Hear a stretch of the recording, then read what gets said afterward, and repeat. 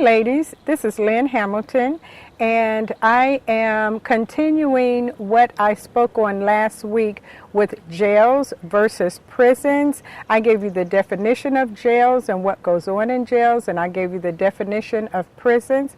I have more information today to piggyback on.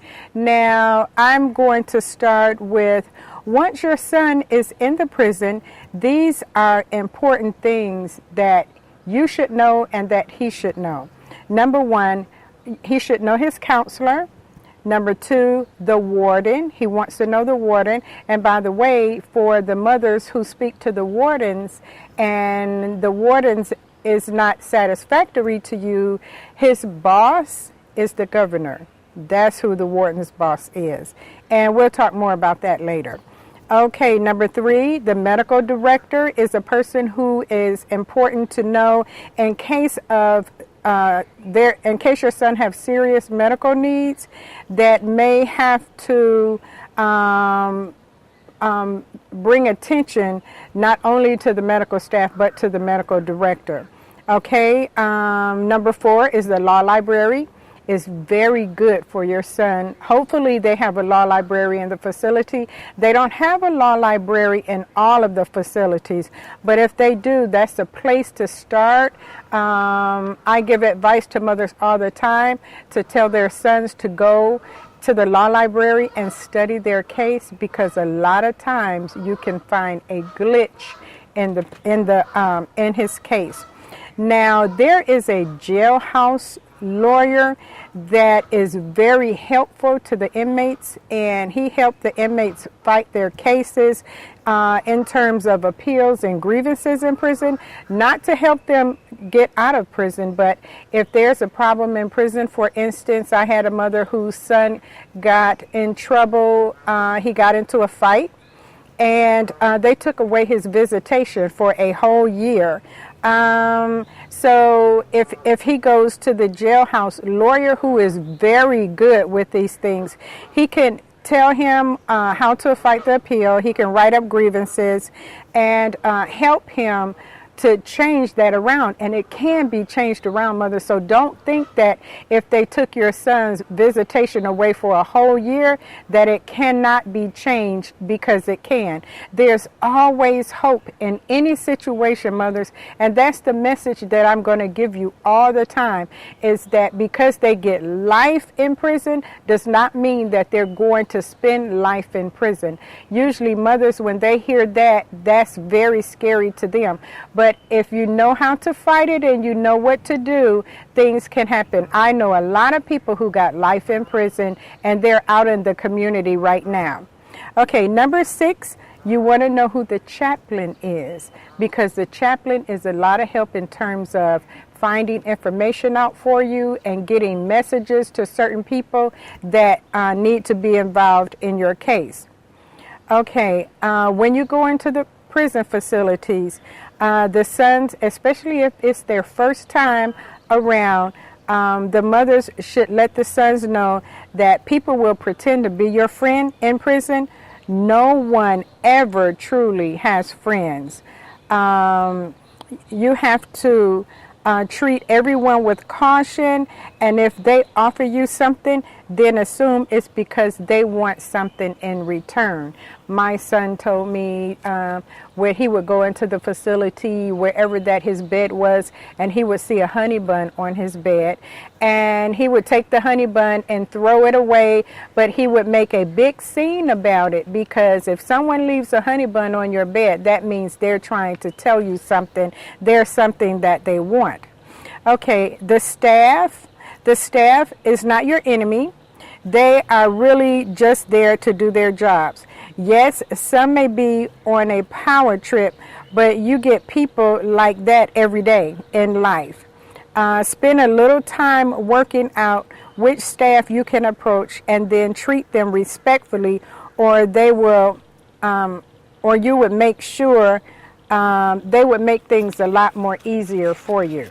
I have notes. I have a cheat sheet, ladies, so this helps me along to give you the information that you need. Okay, if it sounds too good to be true, it is too good to be true.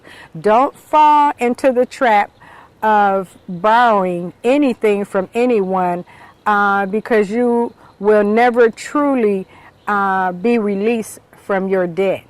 Okay, that's very important. There truly is no honor among thieves. There is a code of silence in prison where you don't rat out another prisoner. This is a code introduced to protect the bullies from losing their power over others. Some will sell their own grannies to benefit themselves in some way. That's scary. Most are liars. I'm sorry, ladies, 1 second. Most are liars. They would not tell the truth. When they're confronted, they try to be big and bad and strong in front of the other inmates. Keep your head down. Don't put your nose in other people's business ever. It's safer for you.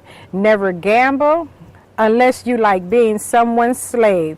This is the reason that gangs and tough guys make other guys, for the most part, their slaves. Never discuss your crime. If you have a crime that is frowned upon, such as a sex offender, you can get away in the population for a while if you never discuss it. If you were on probation or parole, simply say you are there on violation. End of story. Don't say anything else, but you were there on violation. Snitches get stitches. Of course, we have always heard that.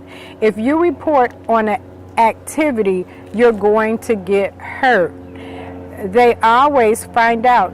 If you tell on someone, prepare to go to PC for a long time, and PC is protective custody. Get ugly, fat, or mean real quick unless you're into guys. Stay away from drugs. That's common sense. Drugs can get you into debt and cause problems. Don't socialize with the guards. They don't call them guards anymore. They call them officers. And the guards do not like being called officers. I learned that the hard way. So don't call them guards. That's old school. Make sure you call them officers. Okay, and don't socialize with guards. Don't snitch. Okay, there is a 65% recidivism rate in federal prison.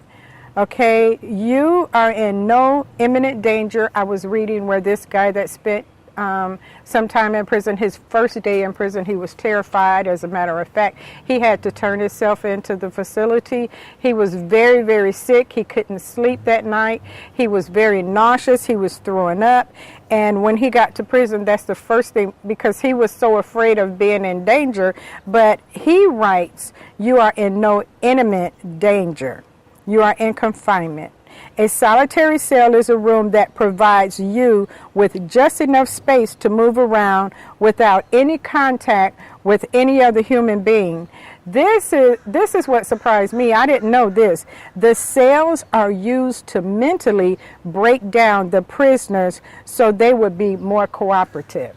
I was very surprised to hear that. I never heard that before. Anyway, ladies, that's the end of that segment. The next video, we're going to talk a little bit more about the do's and the don'ts in the prisons. I gathered up some information for you. And then after that, we're going to go into interstate transfers, a question that I get all the time. Okay, stay tuned. Thank you, ladies. We'll see you again soon. Bye now.